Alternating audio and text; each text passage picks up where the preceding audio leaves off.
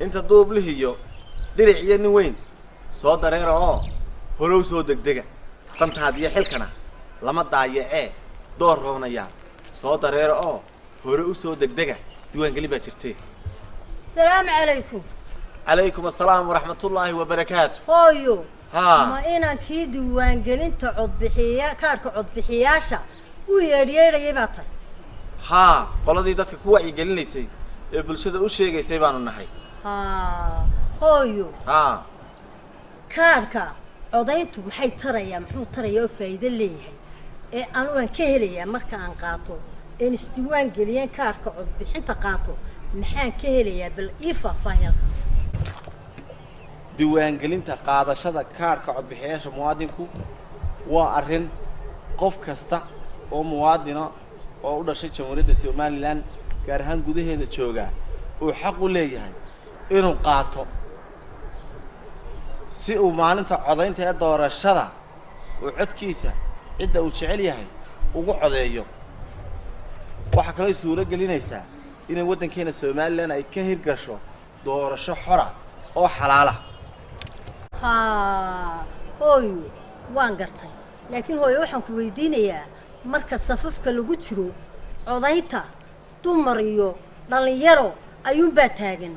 haddii ay taagan yihiin marka ay codaynta ku ridaan halkaas lagaga tagaa wax loo qabto iyo wax loo taraa midna ma jirto hooyo saasi ma saxda waxa weeye arrintan diiwaan gelinta qaadashada kaarka cod bixiyaashu waa xuquuq asaasi ah qof kasta uu leeyahay haddii uu madax yahay iyo haddii uu mijo yahayba qofkay fursadaasi seegtaana u suurta gelimayso maalinta codaynta inuu cod u bixiyo marka waa arrin loo wada siman yahay qof kastana waa waajib inuu qaato waan ku fahmay hooyo aniguna adiga imika waan ku fahmay si wanaagsan waxaan aniguna samaynayaa si dumarka aniga sideedoo kale imika wax ku weydiinaya diga dhaadhicisay kuwa aan waxba ogeyn sideedoo kale ayaan aniguna u sheegayaa iyo dumarka meelaha lagu badan yahay dumarku ku badan yihiin baan u sheegayaa inay doorashadu yaa isdiiwaan gelinta kaarka cod bixiyaashu inuu sax yahay qof kasta muwaadina laga rabo inuu qaato ayaan u sheegayaa meelaha siribadaha iyo meelaha suuqyada iyo kuwa xaafadaha intaba hooyo sheego qof kasta muwaadin inuu qaadanayo waa saxanta hooyo wax weyn waaya bulshadu waa inay fahanto muhiimadda ay leedahay qaadashada kaarka diiwaan gelinta cod bixiyaashu aad iyo aad baad mahadsantihiin hal la qaato oo bulshadu ha fahanto warheede waxaanu samaynaba garan mayno malaa annaga beeshayada looma ogola inay qaataan kaarka isdiiwaan gelinta cod bixiyaasha sababta oo ah dee cid walba qaadan maysee cid u gaara ayuunbaa qaadanaysaa yaa السلام عليكم. وعليكم السلام. واريا مراد. إيه ورن. وفي عنتها. الحمد لله. waxaan ku saaxiib. ما أنت وارجنا واسدال سوى تشكي سيرسي. صح. ولي بود مرق سنيدي. maxaa ku dhacay saaxiib waxba ma dhicin hay waxa weeye maanta wax waliba waxay noqotay qabyaalad صح haddaan maanta israado guurso hay oo aanu gabadh isaaf garanno hay markaan sheekadii soo dhamaysano ee aanu diyaar garoon inaan guri dhisno ayuun bay igu oranaysaa qolo ma tahay hay qoladeeda u sheego waxay igu oranaysaa reerkaa isma guursanee inuu kala kaxay meesha hay waya kowdhe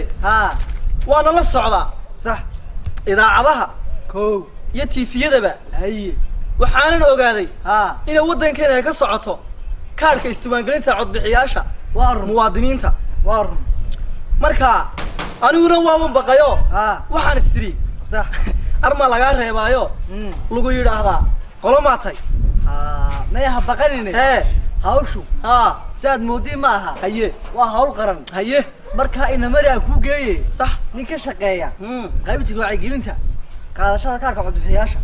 si uu faahfaahin buuxda inooga siiyo sax arrin wanaagsan baad saaxiib ii sheegtay sax sida ugu dhaqsaha badan leh inoogu geenin ka ina mari haye farxad gaar ah inoo tahay in bulsho badan ay isdiiwaan gelisay waayo fursadani mar dambe ma soo laabanayso markiiba gobol baa la maraya gobolkiiba muddo la joogaya qofku waa inuu qaato kaarka isdiiwaan gelinta codbixiyaasha qof kasta waa inuu isdiiwaan geliyo waa inuu kaarka qaato si uu doorasho xor xalaal u helo السلام عليكم عليكم السلام ورحمة الله وبركاته وريا مؤمن ما في عندك واربل ورمة وخيره ورسول هذا وأنا نكن وارد اللي يرد يردني أنا هيا صاحبنا هو إرام مراد هيا waxaanu doonaynay inaad faahfaahin buuxda ka siiso qaadashada kaarka codbixiyaasha arrintaas waa arrin muhiim ah baryahan ba hawshaasaan wadnay sax waxa weeyaan waa xuquuq aasaasi ah oo ay muwaadiniinta jamhuuriyadda Soomaaliland xaq u leeyihiin waa arrinta inoo sahlaysa in qof kastaaba maalinta doorashada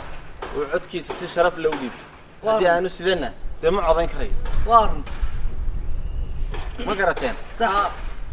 oo waxaan ku weydiiyey shuruudaha maxaa ka mid ah shuruudaha waxaa ka mid ah in qofku uu dhashay jamhuuriyadda Soomaaliland waa koow joogana waddanka gudihiisa soo waxaad garateen ma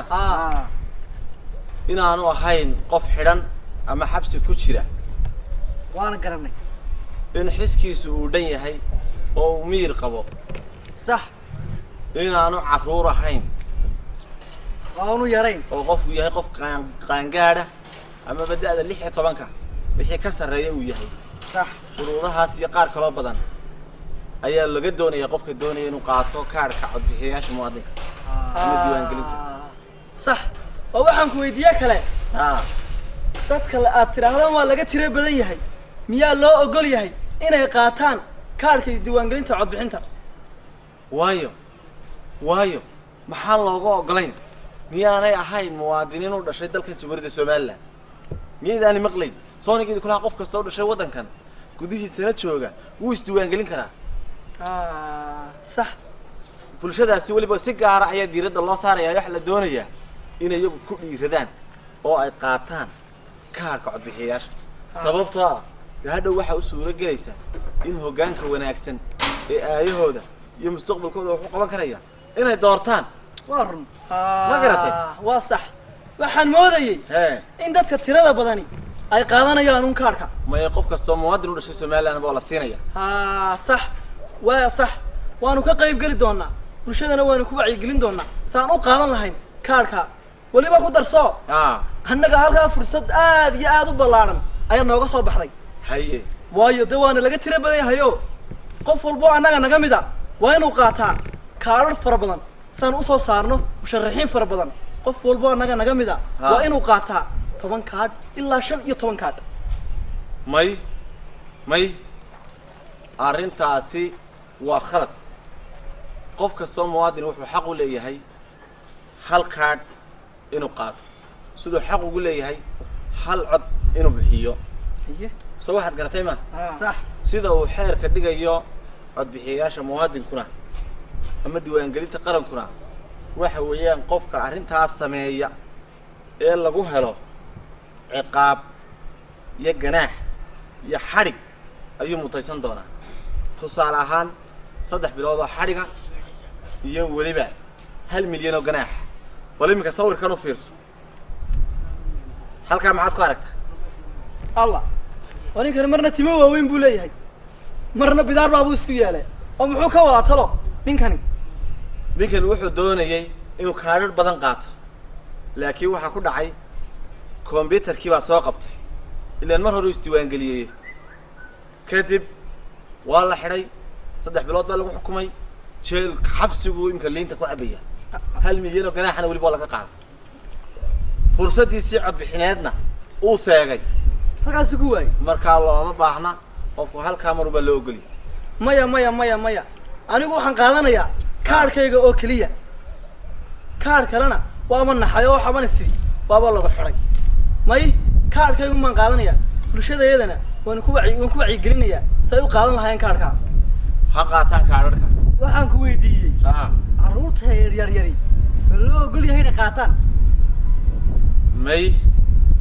waxa weeyaan dadka aan loo ogolayn inay qaataan waxa ka mid ah qof ajaanib ah qof aan wadanka gudihiisa joogin qofkii 16 jir maalinta codaynta ka hooseeyay ay ka hooseyso sax qofka xiskiisu dhiman yahay ama maskaxda ka xanuunsan soo ma garan waan dadkaas oo dhan looma ogola mana qaadan karaan waan gartay aad iyo aad baad u mahadsantihiin bulshada u sheeg haddii aan la yiraahdo insha Allah shirar ballaaran baanu leenahay wax qabadka bulshada ku dhageysan doonee ka soo qayb galay ku dhalinyaradii baa tihiin waayahay ya oo dadka u sheega oo qoysaskiina ka bilaaba adiguna adeer aad baad u mahadsan tahay gaarsii beesha iyo bulshada oo dhanba qof kasta oo muwaadin ha qaato واي ساسا انا بلان نبات قلي يا طلب وقتي هو سي dhamaanayo waa kan waa gabagabe intaan la iga hor xidhin ya waa inaan tagayo soo qaata ya waa والسلام عليكم وعليكم السلام واريا مرad dalbaday warwad sidii diray ma adiga horte horta bariyaan dhagaygu waxay maqmaqlay muwaadin qaado kaarka codbixiyaasha muwaadin qaado kaarka codbixiyaasha niyo waa runtaayo wadankeena Soomaaliland ayaa waxa ka socota qaadashada kaarka codbixiyaasha marka maanta gobolkeena fursad u helay oo muddo la joogay anna siyaasan u carariyo waxaan islahaa intaan laga hor dhamayn soo qaado kaarka diiwaangelinta marka saasan dhacday inaad u maqasho muwaadin qaado kaarka codbixiyaasha horta waa sax qaadashada kaarka codbixiyaasha laakiinse markaad qaadato kaarka waxaad u codaynaysaa qof aad ku aamini karto mustaqbalkaaga iyo ayahaaga waa runta laakiinse maxaad ka sheegi haddaanay carruurta yaryar qaadanayn horta waxaan ku yidhi muran dalbadow nin yari baa la yidhi waa nin ban soo ordaya kulley waqti kaama u tegine intaad haddaad tan weyday kuwa dambe baad coday doontahay anu waxaan ku odhan lahaa inta aad garanayso waa inaad bulshada u sheegtaa oo ciyaalka yar u sheegtaa oo intaad garanayso u ku wacyigelisaa sidoo kale waxaan kugula talin lahaa inaad dadka diiwaangelinta ka shaqeynaya aad la shaqayso mar haddaad sidaa u fikirayso in yaro wanaagsanna waa tahay waayo waa la shaqeynaya waxaan ku idhi kalkaali soo dhow su-aalaa ku weydiiye ma kaarka diiwaangelinta codbixiyaasha oo waxaa qaadanayo reer magaalka yaana reebiguna qaadanayo maya qof kasta oo muwaadina oo u dhashay dalkeena Soomaaliland uu qaadanayaa waliba gobol baa loo maraya صح marka gobol kasta waqti cayman baa la siinayaa de sidaas loo ishaaro lagu dhameynaya reerkii miiga degano waa islaa wala ilaawi hadda mar sidaa tahay ana u sheegi abiyo soo la socdo way saas ay noo balana hay waa inaan imika aaba qaraaco aan u sheega kaarka isdiiwaangelinta kaarka codbixiyaasha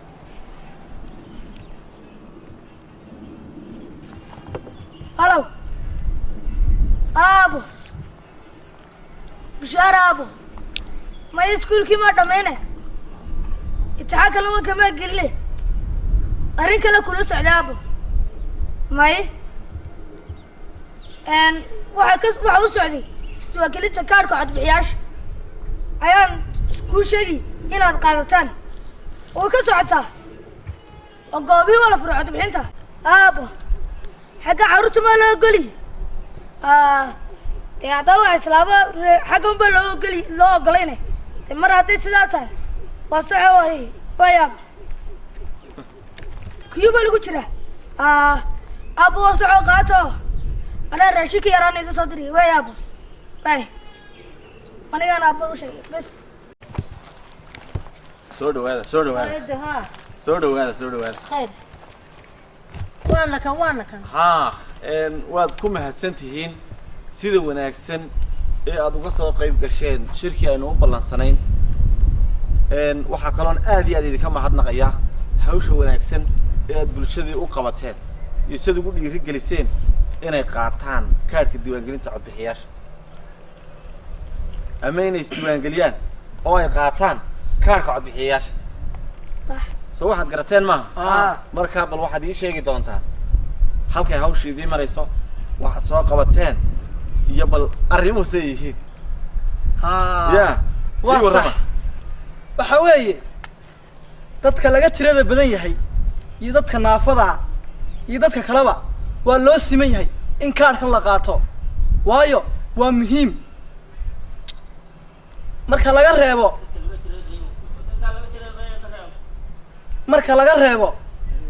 marka laga reebo qofka maalinta 16 jir ka yar qofka ajaanibka qofka xabsiga ku jira ama xiran qofka ka maqan dalka ama aan jooginba qofka xuskiisu aanu dhamayn si wanaagsan buu inoogu sheegay inankaasi muraad anigana waxay la tahay muuminow inay bulshadu fursadda qaaliga ka faa'iideysato oo ay weliba ogaato in diiwaangelin la'aan aan doorasho lagu helin haddii loo baahan yahay doorasho xor iyo xalaala waad mahadsan tahay muuminow aniga waxay la tahay ujeedada qaadashada kaarhka codbixiyaasha waa in loo adeego qof kasta oo buuxiya shuruudaha isdiiwaangelinta codbixiyaasha haddii uu yahay reer magaal iyo reer miyiba si uu u codeeyo maalinta doorashada haddii ayba ogolaado waad mahadsan tahay muran dalbade isdiiwaangelinta muwaadinku waa muqadas waxaana u sahlaysaa qof kastoo muwaadina oo reer Somaliland inuu qaato kaarhka codaynta sidoo kale sax ganacsatada iyo madaxda dawladda iyo ururada bulshada dhammaantood inay wada qaataan waa muqadas si wanaagsan ururada bulshada madaxda dawladda mucaaridka muxaafid cid kastaba inagoo isku duuban waa arrin qarane aynu qaadano kaararka codbixiyaasha qof kastaana wuxuu xaq u leeyahay inuu hal mar isdiiwaangeliyo qofka ay fursadaasi seegtaa mar dambe heli maayo ciddii u baahata caawimaad ama warbixin dheeraada ha la xidhiidho goobaha ay hawsha diiwaangelinta qaadashada codbixiyaasha ay ka socoto sidaasaa inoo ballana hal la qaato kaararka oo idinkuna dee wada qaata haddii sidaas waa yahay qof kastoo muwaadini wuxuu xaq u leeyahay haddaan u qaadan imika ee mar kastaba heli maayo waanu qaadanaynaa qaata kaararka ballanteenu waa diiwaangelintu waa danteena diiwaangelintu waa danteena